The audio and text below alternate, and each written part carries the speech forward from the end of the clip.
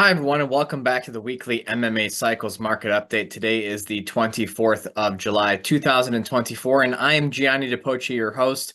Markets are on the retreat today, and they've been selling off over the last few sessions. So let me go ahead and share my screen and show you what is going on in the Dow Jones. We had a case of intermarket bearish divergence between the Dow and the NASDAQ because the NASDAQ actually peaked a week before the Dow.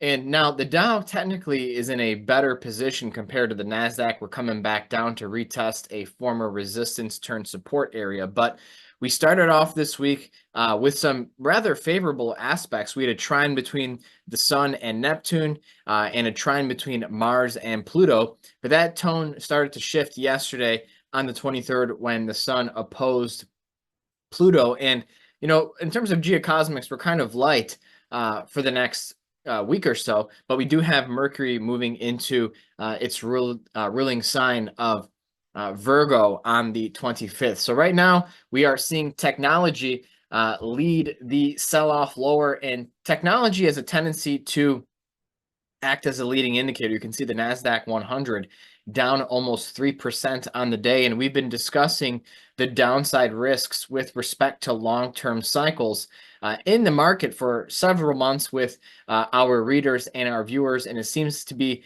panning out now. And what's especially interesting is that we are now less than a month away from the square aspect between Jupiter and Saturn. And so we need to be on alert for a sustained decline, but also potentially a low of significance in the coming weeks.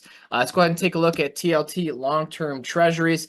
You can see that we're still kind of just consolidating here. Interest rates may be coming down. It looks like the Fed's going to be cutting interest rates in September, and that could coincide nicely with a pullback in stocks. We still don't know whether the decline will continue into that time band, but it certainly is possible given the unfolding of long-term market cycles. If you take a look at USO, the crude oil fund, trying to complete a trading cycle low here.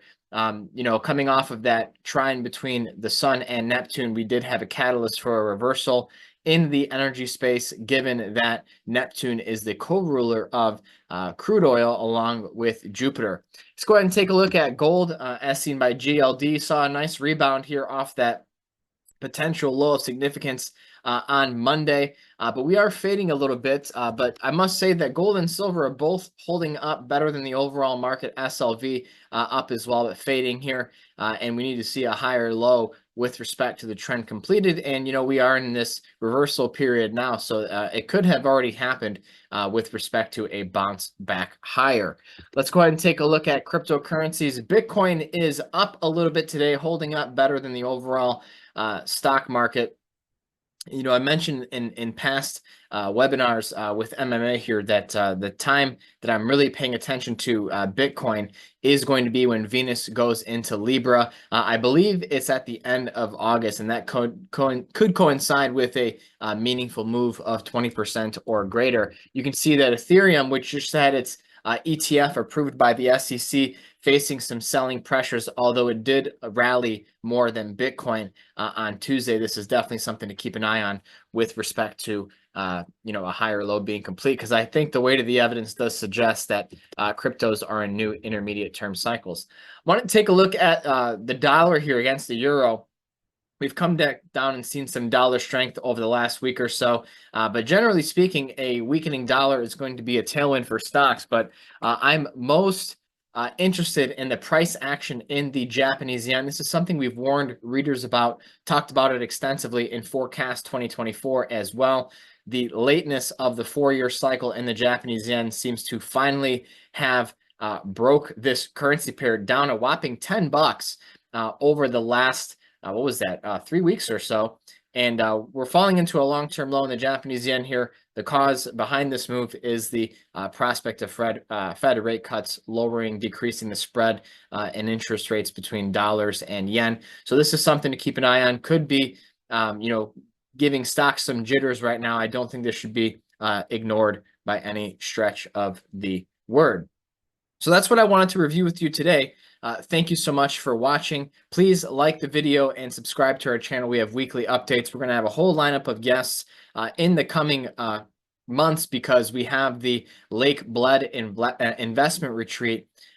First time MMA is going to be back in Europe after a few years. That's going to be from the 19th of September to the 22nd.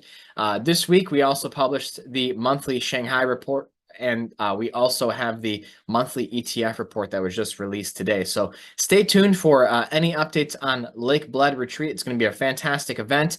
We have already quite the lineup of guests and attendees. I think we're over 40 attendees, so it's going to be a lot of time, a lot of fun, great camaraderie, and you don't want to miss it. For those that cannot attend in the third dimension, there is the ability to attend virtually. So any questions, feel free to reach out to us at customer service at MMAcycles.com. And all of our reports, education, and updates can be found at www.MMAcycles.com. That's all for now. Thanks for watching. We'll see you same time, same place again next week.